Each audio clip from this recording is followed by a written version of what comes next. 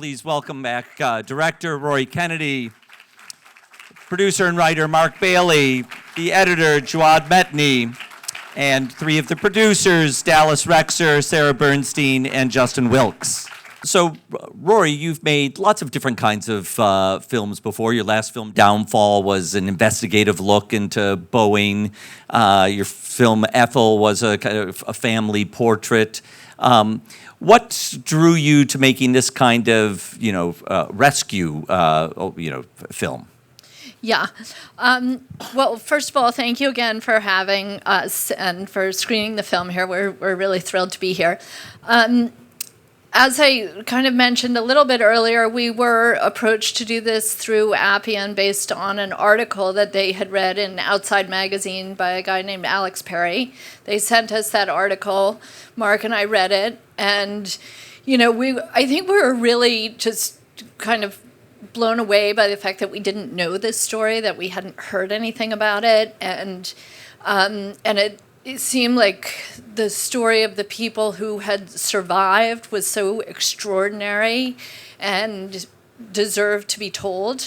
And then I think what also really kind of pulled me into the story was the rescuers, the people, both the helicopter pilots and the fact that, the people on the Phoenix turned around and kind of some of the folks who were visiting the island turned into these extraordinary rescuers and really risked their own lives to help save other people. And I think for me, because we're in this time in our lives where we're facing so many climate events, and that although this particular event is not a result of climate change, but we're reading and seeing, and Mark and I actually had firsthand experience of surviving the fires, the Woolsey fires, and had to kind of escape that. It was very, I think, dramatic for us and our children. So it spoke to us on this deeper level of kind of something that it's sort of a story that felt like it's in the ether and it's happening to so many people around the world, and to kind of get a view of it from the inside felt like it was a story that needed to be told right now. So, Mark, once you decided to tell this story, can you talk about the process of getting these people to be filmed talking about the most harrowing day of their life? Well, first of all, I wrote this with Dallas, so we wrote this together. And I would say that Dallas handled far and away the bulk of bringing in the characters. So you should answer that question. Thanks. I think obviously part of the story was building trust, and that was really important to us from the beginning. And we were lucky to be working with Netflix and Imagine, that both recognized early on that this film needs a long runway to get there. And we were able to spend almost over a year in production, which I think a film like this necessitates. So we spent a lot of time reaching out to people, seeing who was ready to talk, listening, doing a lot of off-the-record conversations first.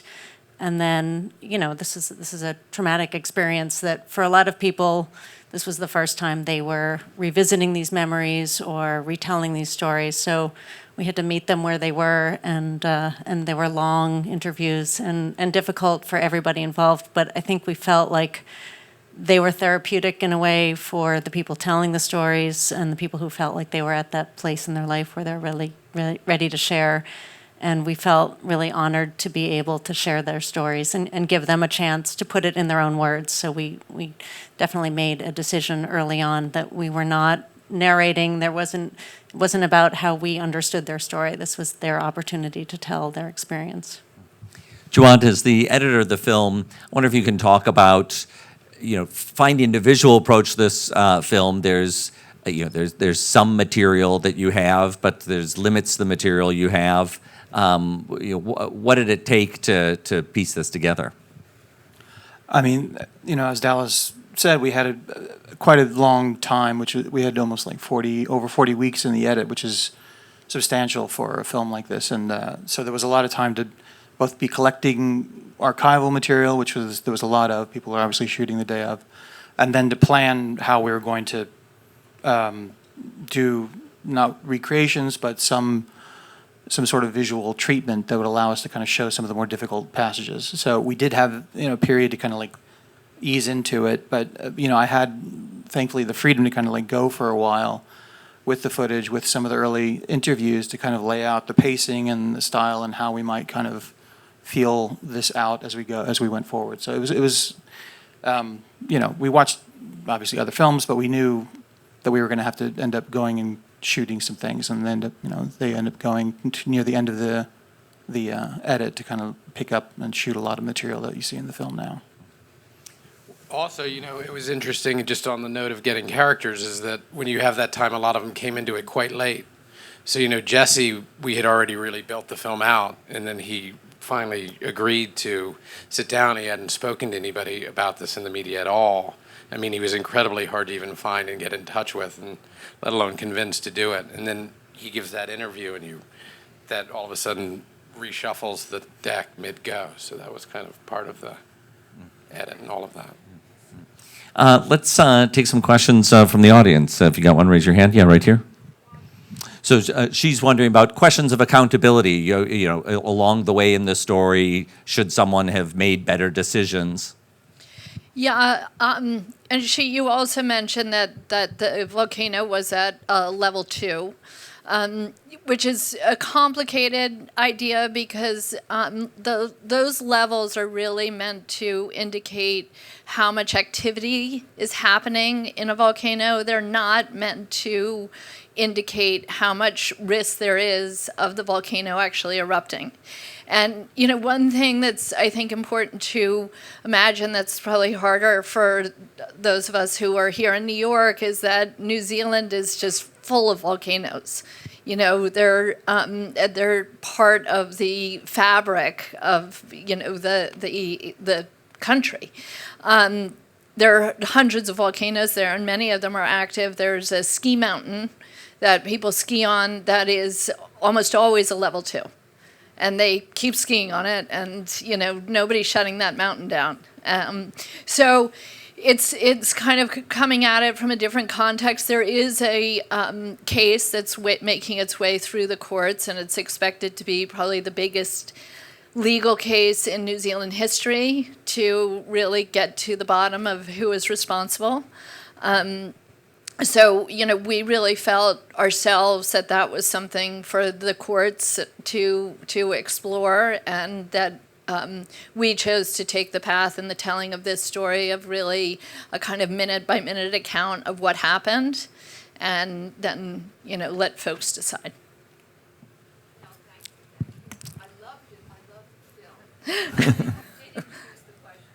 Yes, no. It's a valid, legitimate, absolutely great. It's a fantastic question, and I appreciate it. Question right here. So if the people in the film seen the film, and what was that experience like? Well, the people in the film have, and we offered them, an opportunity to preview the film and told them that they could choose, we understood whatever they wanted to do.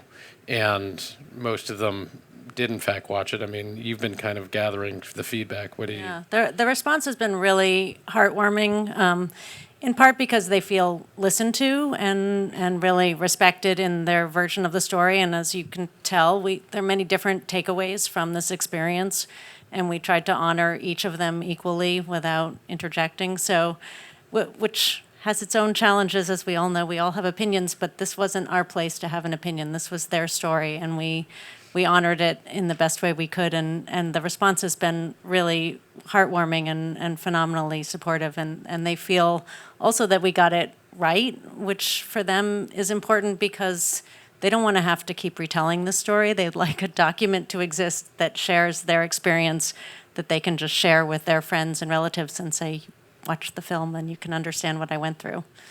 Yeah, we made a point of making it available to all the families before its world premiere, which happened a couple weeks ago, and made sure that they were aware of what the plan was for the film to come out, and that they had an opportunity to see it before anybody else did. So most of them took us up on getting a link of the film, and it was a very positive response. And then Dallas and I are heading back to New Zealand in a couple weeks to share the film in person before it comes out on Netflix on December 16th. So we're looking forward to